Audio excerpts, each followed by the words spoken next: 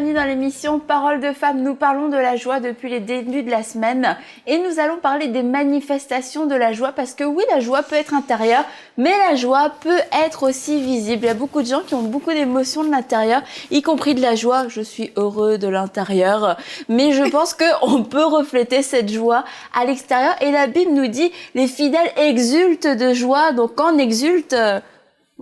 Donne-nous une définition précise, Anne, de exulter. Exulter, c'est vraiment faire sortir une joie débordante comme un volcan qui est en éruption. Wow. Donc ça doit être visible. Ben oui. Il doit y avoir quelque chose de visible. Et toi, tu exultes de joie, Caroline? Ah, moi, je suis très expressive, en tout cas. Je sors, et puis la Bible, c'est biblique en plus. La Bible dit crier de joie. Je lisais tantôt, crier de joie même dans le lit.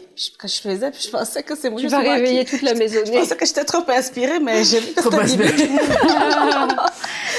Mais il y a une pensée un peu religieuse ou traditionnelle, je sais pas trop, qui dit on est chrétien, on doit être très sérieux parce que Dieu c'est sérieux. Moi, je me souviens quand je suis venue au Seigneur, j'ai cru que pour être une bonne chrétienne, il fallait pas rire, limite je me cachais pour rire parce que je pense que je riais trop pour l'ambiance générale. Mais est-ce que vraiment, pour être un bon chrétien, une bonne chrétienne, est-ce qu'on doit arrêter de rire? Absolument pas. Au contraire, la Bible dit « Soyez toujours joyeux ». Donc, souvent, comme tu disais, que la religion traditionnelle nous a enseigné que c'était spirituel d'avoir l'air très sévère, très sérieux, et sévère, à la limite oui, sévère, je dirais austère, même triste, dont on doit porter les fardeaux. Donc, c'était spirituel. On était enseigné, peut-être dans notre enfance, que c'était spirituel, de manifester notre spiritualité de cette manière-là, tandis que c'est tout à fait contraire à la parole de Dieu qui dit mais les justes, ce sont nous les chrétiens, se réjouissent, ils triomphent devant Dieu et ils sont transportés de joie. Donc, comme tu l'as si bien dit, nous devrions être un volcan en éruption de joie. Et puis oui, certains, il y a des moments où on doit... il y a des moments d'intercession où là c'est certain que c'est pas nécessairement le temps de manifester une joie exaltante, ultime. Il y a des moments où on intercède, on va avoir des pleurs. Il y a des moments où on va être rempli de compassion. On va passer par toutes sortes de moments quand on est spirituel. Mais ceci dit, on doit être des ambassadeurs qui représentent bien Dieu et manifester la joie qui vient avec notre salut. Donc, parce que d'aller voir les gens, Dieu t'aime. En fait, c'est ça, c'est que on pense, je pense au film de Jésus qui est le plus long film de Jésus, là. Et ce Jésus-là, moi, j'ai tellement de la difficulté à m'imaginer que Jésus est réellement comme ça. Vraiment, il a le visage long, c'est lourd, sa vie, ça a l'air difficile, il est tellement sérieux. Et moi, j'ai toujours eu de la difficulté à écouter ce film avec ce Jésus austère et sérieux parce que je me suis dit, je me dis dans ma tête, Jésus, je crois qu'il était joyeux. Je pense que Jésus avait vraiment le sens de l'humour. Jésus aimait, les gens étaient remplis d'amour, de compassion. Et l'amour et la compassion, ça se manifeste, mais je pense qu'on peut sourire quand on manifeste l'amour de Dieu. C'est inévitable. Je pense pas. Les gens venaient à lui même. Les gens venaient à lui. Les enfants et c'est ça que j'allais dire. Je pense j'imagine que s'ils disaient heureux! Les enfants, là, ils seraient pas venus. Ils auraient fui. Ils devaient vraiment excusez-moi. Puis, je sais pas si vous voyez, mais dans la Bible, quand on va trouver notre Sauveur, le jour où on va se retrouver là-haut avec lui, il va dire, entre dans la joie de ton maître. Et rentre dans la tristesse de ton maître. Mais évidemment, si Jésus avait l'air sérieux et à la limite épeurant, les enfants seraient jamais allés vers lui. Donc, pour moi, dans ma tête, Jésus, c'est un personnage joyeux, invitant, pas un clown. Pas un clown. On n'est pas des êtres imbéciles qui rient pour tout, tu sais, je veux dire pour des imbéciles heureux, des imbéciles heureux, qui rient bêtement. Oui, qui rient bêtement, mais non, au contraire, on est juste des gens qui manifestent la joie biblique. La joie biblique, j'aime bien le psaume 34, Annabelle. Vas-y, S'il te plaît, permets-moi de dire, quand on tourne le regard vers lui, on est rayonnant de joie et notre visage ne se couvre pas de honte. Heureusement, tu le vis, hein, parce que oui, sinon... c'est vrai que quand on se confie en Dieu, honnêtement, on peut pas être austère, on peut pas être triste, malgré, toutes sortes de choses qui peuvent se passer. Mais nous, au début de notre vie chrétienne, on attendait pour aller à une réunion. Et on était dans la voiture, on était jeunes et on venait de se convertir. Et là, on a ri, mais tellement ri, mais d'un truc. On répétait, suis-je donc bien chez ce cherche. Essayez, c'est pas facile. Bien chez ce cherche. C'est dur à dire. Ah, elle a réussi. Et on riait juste à cause de ça. Il y a rien de mal là-dedans, rien de ça. Et je me souviens, il y avait une fille qui était avec nous. Après, elle s'est sentie mal. Elle a dit, oh, pardon, Seigneur, Seigneur. Wow. Parce que pour elle, on avait trop ri. Et puis, ça avait comme dépassé les limites. Mais il y avait rien de vulgaire. Il y avait rien de mal. Il y avait rien de déplacé. Suis-je donc bien chez ce cherche-sage? Voilà, tu vois. Puis c'est pas facile à dire. On frappe aussi avant. Suis-je donc bien ce cherche? Et puis bref, tout ça étant, c'est qu'on a beaucoup ri. Et après, elle était complètement mal, la fille. Elle dit, oh, pardon Seigneur, j'ai trop ri. Et puis moi, je me dis, est-ce qu'on a trop ri? Est-ce que c'était mal, tu vois? Peut-être que c'était pas bien avant d'une réunion de rire comme ça. Honnêtement, si c'était mal de rire, la Bible dirait pas, la joie du Seigneur est ma force. Mais non. Et là, aujourd'hui, on rit. Et je crois vraiment que comme on rit, on est fortifié. Et quand les gens rient, quand les chrétiens rient, on est vraiment. C'est une forme. C'est une force que Dieu nous transmet. Et ça vient de lui, ça vient pas de nous. C'est ça. Hein. On partage. Quand on rit, on est ouvert. On n'est pas recentré sur soi. Et il y a un psaume qui dit que nos bouches étaient remplies de rire. Donc, et on avait tellement que la bouche en était remplie. Ce que vous avez vécu dans la voiture, c'est ça. Mais quand j'étais toute jeune convertie, c'est pareil. J'étais dans une église qui était très austère, où il fallait vraiment pas un cheveu qui dépasse. On fallait pas déplacer. Puis quelques mois après m'être convertie, la fille qui m'avait témoigné est revenue. Donc c'était dans une autre ville, et elle m'a revue au bout de quelques mois. Puis elle était attristée, elle m'a dit, mais tu sais, le Seigneur est pas honoré quand on est triste et c'est austère, avec des habits sombres et qu'on n'a pas de joie dans la vie. Et elle m'avait dit, tu sais, si tu veux être un témoignage pour les autres, il faut être aussi, faut manifester que Dieu a changé ta vie en bon, pas en mauvais. Et elle m'a dit, on n'attire pas les mouches avec du vinaigre. Exact. Et voilà. Et toi, Caroline, souvent, je sais que tu t'encourages beaucoup de gens dans ta vie de tous les jours. Est-ce que cette joie que tu transportes, ça touche les gens? C'est sûr. Les gens n'ont pas de choix que d'être touchés. Parce que quand tu viens me voir, puis tu es triste, puis je te regarde, je souris. Tu souris d'abord un petit peu avant de commencer à dire, voilà ce que je vis. Parce que c'est ça. Moi, le premier message que j'ai écouté dans une église quand j'ai été appelée à Dieu, c'était sur la joie. Et ce pasteur, il disait, la Bible dit 365 fois, les synonymes, n'aie pas peur, ne t'inquiète pas, n'aie crainte.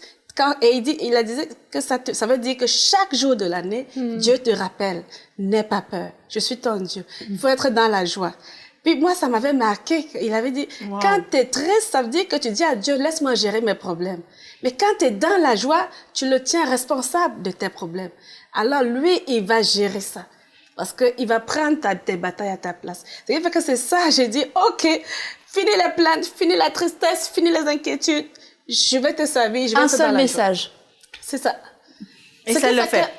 Oui, ce qui fait que c'est de là où est partie toute la joie que j'ai. Tout le monde devrait être comme toi, Caroline.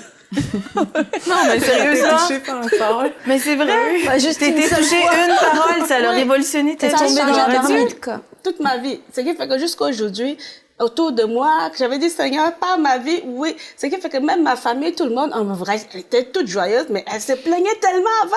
Elle a changé. Finalement, son Dieu, là, ça a du bon. Oui, il y a des gens qui sont devenus chrétiens juste en voyant comment OK, mais c'est bien que tu dis, c'était une question que j'avais pour toi. Est-ce que, avant de venir au Seigneur, est-ce que tu as toujours été joyeuse comme tu l'es présentement? Non, j'étais une fille qui se plaignait. Je me plaignais beaucoup. Beaucoup. Oui. Je suis pas capable d'imaginer. Non, c'est sûr. Beaucoup. Te voyant maintenant, on a de la difficulté. Mais les gens qui ont vécu ton changement, ça a dû être un témoignage puissant. C'était mon plus gros défaut, les plaintes. J'ai rayé ça de mon vocabulaire depuis ce jour-là. Wow. Wow. Je suis devenue Comme quoi, c'est pas un signe de superficialité, parce que Oui. sa joie, ça a été vraiment le signe qu'il y avait vraiment une œuvre profonde qui s'était faite dans ton cœur, et c'est ça que Dieu veut faire dans notre cœur. Quand on se donne à Christ et qu'on comprend le salut merveilleux qui est à la croix pour nous, mais c'est une joie profonde. On exulte, hein, comme on disait au début de cette émission, parce que ça nous dépasse. C'est immense ce qu'il a fait à la croix pour nous. Mais c'est ça, c'est ce que je comprends, c'est que quand tu as reçu le salut, tu as vraiment vécu une guérison dans ton cœur et Dieu a mis son sceau de joie sur toi et tu as complètement été transformé. Ce qui fait que quels que soient les défis que je traversais après, je pouvais affaiblir, je pleure. Après, je me rappelle, je me relève, je dis non, Satan, tu ne m'auras pas. Je vais être joyeuse. Puis c'est comme ça que j'avançais. Parce que puis les gens me regardaient, ils comprenaient pas, elle traverse tel défi, puis elle est toujours joyeuse. Mais c'est vrai, tu es une des J'avais personnes les plus choisi joyeuses de- que je connaisse. J'avais choisi, c'est un choix et je continue de choisir. c'est un Je vrai vais être témoignage. joyeuse. Et je veux que tout mon entourage soit rempli de cette joie. Et puis ta joie, elle est pas surfaite, elle est vraie, elle est sincère. Et elle est communicative. Elle est aussi. communicative, hein, c'est pas un masque, on le sait, on le sent et on entend dans tes paroles, c'est pas du pas tout un masque. artificiel, hein. Non.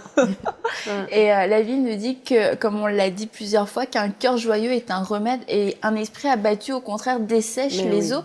Et en fait, on se rend compte que le rire, la bonne humeur, la joie a un effet direct sur notre corps. Ah oui, mais même les médecins commencent à dire que pour les cardiaques, par exemple, il y a un vrai pouvoir de guérison, ne serait-ce que dans la joie, dans un caractère joyeux, quand on cultive la joie dans notre quotidien. Et ça, c'est des païens qui le disent, hein, c'est pas des chrétiens.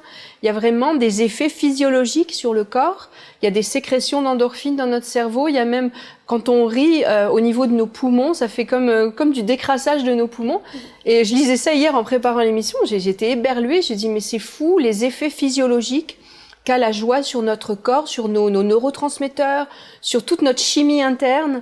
Et c'est spectaculaire, quoi, de voir les effets du rire. Il se passe vraiment quelque chose. Ah, il se passe quand vraiment on quelque rit, chose. Il y a, oui. Et même au niveau de notre résistance au stress, parce que ça stimule la sécrétion de certains neurotransmetteurs qui sont autant de déstressants. Donc, ça a des effets concrets et au long terme sur aussi le déclenchement d'autres maladies. Hein, ça empêche qu'il y ait d'autres problèmes qui se surajoutent. Et c'est puissant, hein, cet effet physique. Et ça, on parle pas des effets spirituels, mais vraiment sur notre physique, sur notre corps que Dieu nous a donné, ça a de vrais effets. Et quand la Bible dit que un cœur joyeux est un beau remède, c'est vraiment vrai. C'est vrai. Oui. S'il y a pas, c'est pas un jeu de mots, une image. Non. C'est comme un médicament. Pour Et notre même, corps. on a prouvé que ça boostait nos capacités intellectuelles aussi. Ça augmente. C'est un pourcentage qui est pas énorme. C'est peut-être de l'ordre de 5 à 10%, mais ça augmente nos capacités intellectuelles. Je Mais dois oui. rire plus souvent. Mais oui, mais ça stimule beaucoup de choses. Hein. Ça sécrète de l'endorphine. Et c'est extrêmement bon pour notre corps, pour notre détente, pour notre santé physique générale. Et je voudrais juste passer au sourire aussi rapidement. Dans non, c'est où ça Proverbe 15, un cœur joyeux rend le visage plaisant, mais quand le cœur est triste, l'esprit est abattu. C'est que j'ai commencé l'émission en disant il y a beaucoup de gens, ils le vivent en intérieur et du coup, je suis heureux de l'intérieur parce qu'on parle du rire, d'exulter, mais avant d'exulter, il y a juste le petit sourire. Ouais. Et il y en a, tu sens que ça grince, Leur là, visage craque. Oui. Mais si Parce vous que ça remarquez, bouge pas c'est quasiment impossible de sourire en disant des choses tristes. Parce que le sourire déjà va activer certaines choses dans notre corps, dans notre cerveau. Et essayez de sourire, essayez de dire quelque chose de sinistre avec le sourire. On n'y arrive pas.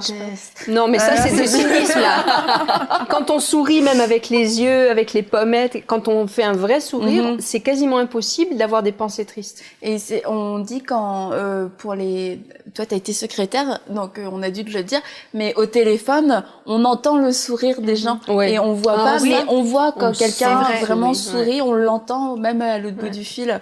Donc c'est quand même assez puissant, c'est quelque chose de beaucoup plus qu'un sourire, c'est vrai, un sourire hypocrite, mais un vrai sourire, comme tu dis, c'est vrai que c'est difficile de dire quelque chose de méchant. Si j'aime bien chez ce Serge.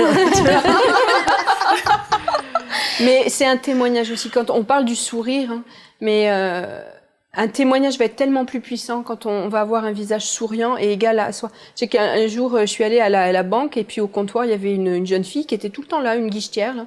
Et puis un jour, elle me l'a dit, « Ah, mais vous, quand je vous vois, vous êtes toujours tellement... » Et puis elle restait là, puis là, sa collègue l'a regardé, l'air de dire...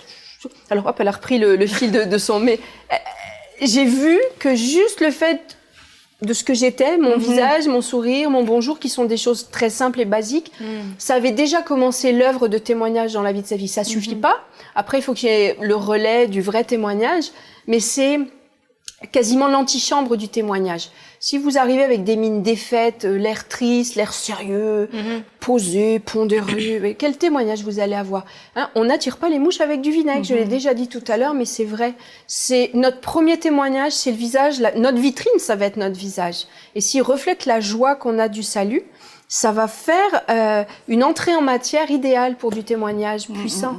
Mais c'est vrai que quand tu vois Caroline arriver quelque part, les gens, peut-être soit tu leur tapes sur les nerfs, mais sinon, mais sinon les gens sûrement qui sont assez ouverts à ce que tu vas leur dire parce que t'es tellement souriante et avenante, joviale que forcément ça te dispose le cœur. Ou alors, comme je te dis, tu leur tapes vraiment sur les nerfs, mais sinon c'est une bonne porte ouverte.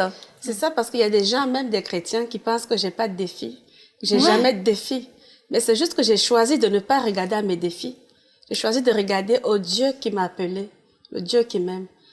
Parce que si tu regardes à tes défis, ça ne résout pas tes problèmes. Parce que de toutes les façons, la guerre est spirituelle. La Bible dit que c'est pas son esprit. C'est pas par notre force. Donc c'est ça. Je regarde à Dieu, puis je lui fais confiance. Je sais qu'il va s'occuper du reste. Et c'est ça la source de ta joie. Oui, c'est ça. C'est pour ça que je suis tout le temps joyeuse. C'est bon, continue comme ça. Tu fais, c'est biblique, soyez toujours joyeux. Oui. T'as bien accompli la joie. Et toi, Mathilde, j'ai entendu plusieurs fois des gens à l'église dire quand ils venaient, oh puis en plus le beau sourire de Mathilde. Les gens étaient, non mais pour de vrai, les gens ils repartaient et c'était ils s'étaient sentis accueillis, ils s'étaient sentis aimés, ils avaient senti la chaleur de la maison. On a parlé de cet esprit de famille, d'appartenance. Et c'est vrai que, on peut, si t'es joyeux de l'intérieur et puis que t'as une allée de personnes, mais c'est vrai que le fait de manifester la joie, ça dégage une chaleur et en même temps, cette chaleur-là, c'est l'amour de Dieu.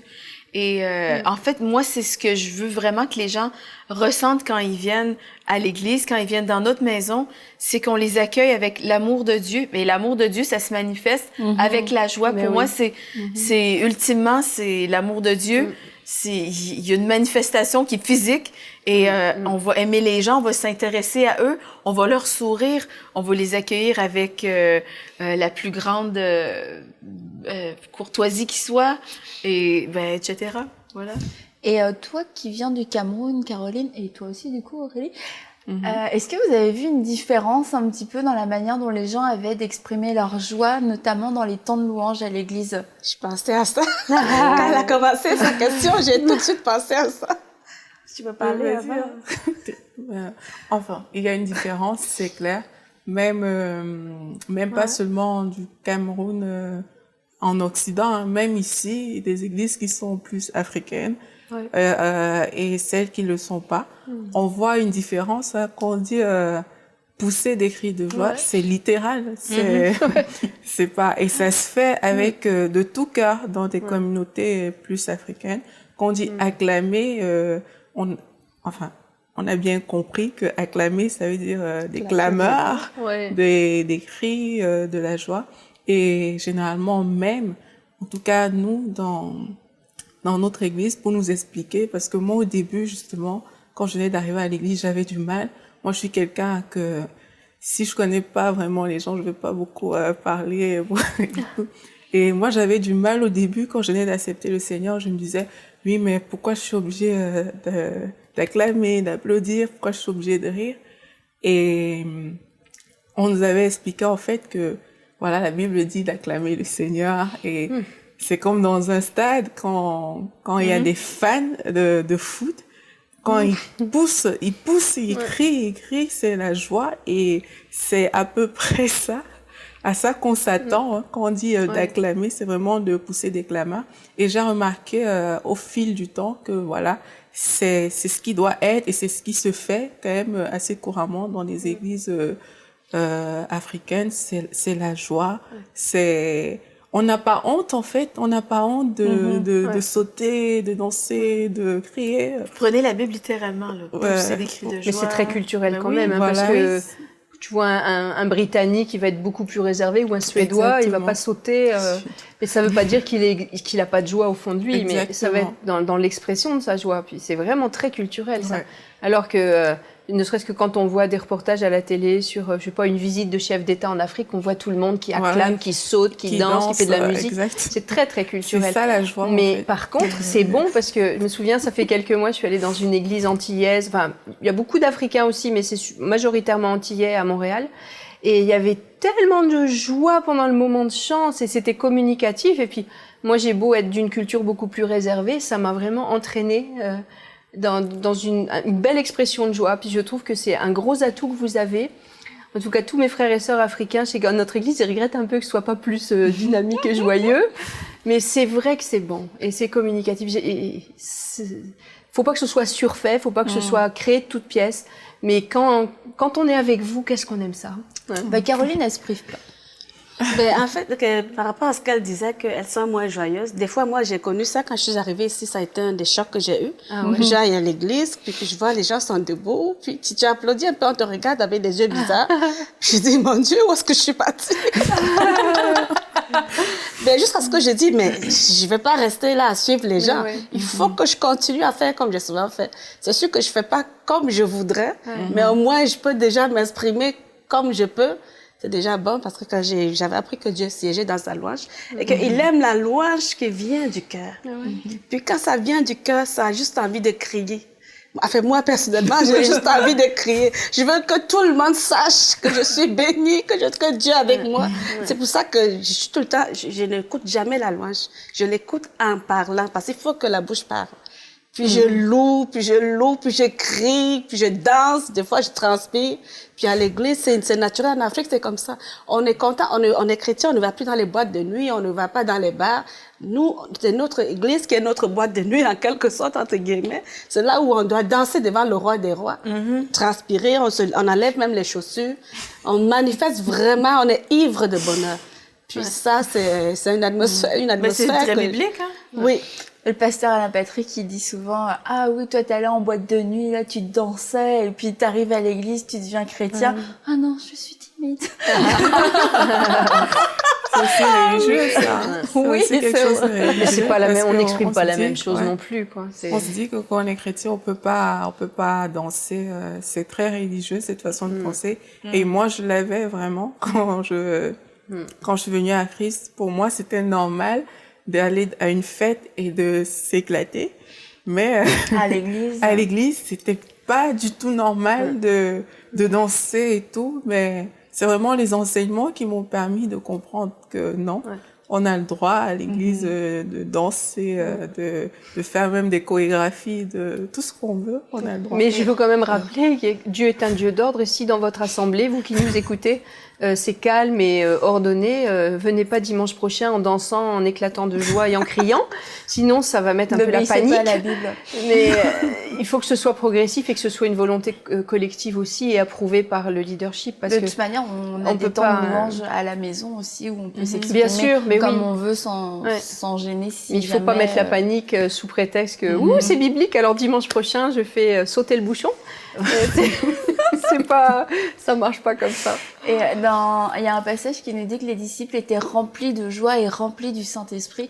Et il y a une expérience de joie et de rire qu'on peut vivre dans l'esprit parce qu'on a beaucoup parlé de la joie qui était un choix dans les circonstances, un choix dans l'épreuve, un choix dans le sens où on réalise aussi que c'est pas que c'est la religion qui nous dit d'être triste et d'être austère, mais il y a aussi une visitation surnaturelle de l'esprit qui vient nous remplir d'une joie. Et puis on voit quelquefois des gens qui sont remplis de joie, ils rient et ils rient pas parce qu'on leur a raconté une bonne blague, mais ils rient vraiment parce que c'est un rire qui vient de l'esprit et ce rire-là fait des choses absolument extraordinaires. Il y a des gens qui sont en dépression et là c'est brisé à cause de cette visitation de joie. Et toi Aurélie, est-ce que tu veux nous parler de quelque chose? Oui, effectivement, au début, quand j'entendais parler de ça, et puis j'avais même vu lors d'une réunion des gens rire, même pour moi, c'était c'est du spectacle, c'est too much, jusqu'au jour où, en priant chez moi, je me suis retrouvée en train de rire et tellement de façon inattendue, Ben, je riais et là, dans mon intelligence, j'essayais de contrôler, mais je riais plus fort encore. J'essayais et puis j'arrivais pas à m'arrêter.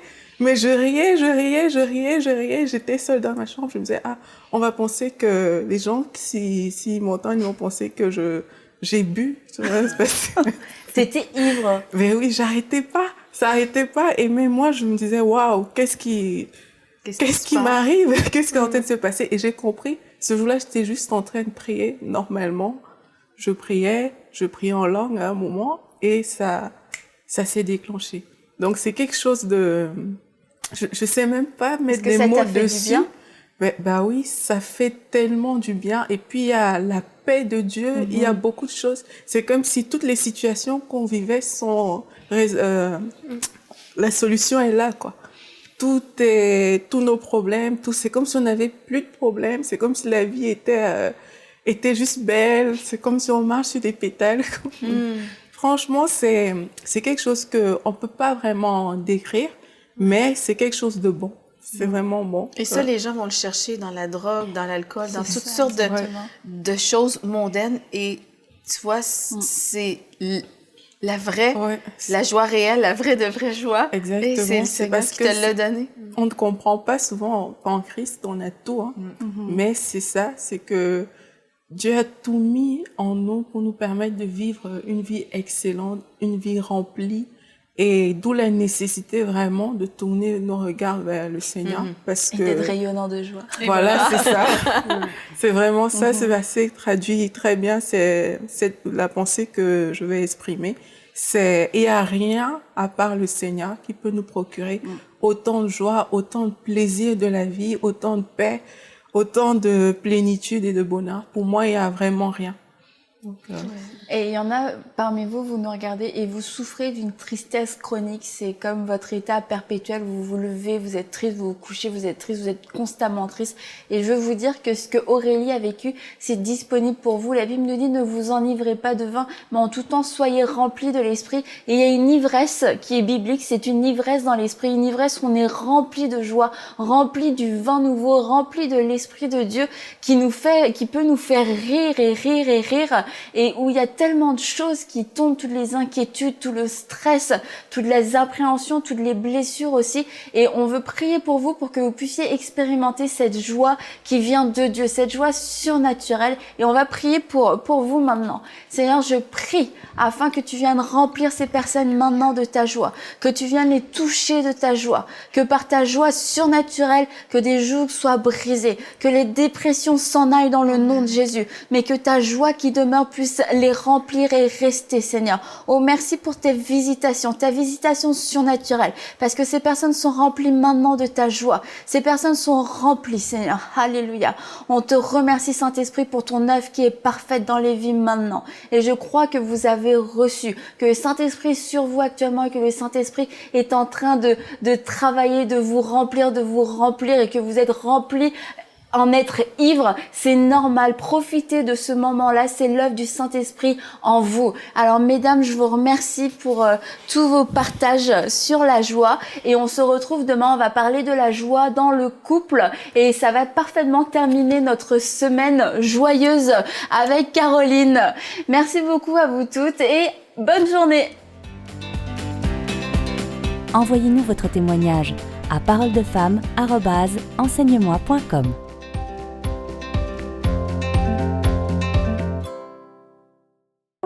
Cette émission est rendue possible grâce au précieux soutien des partenaires d'Enseigne-moi Canal International.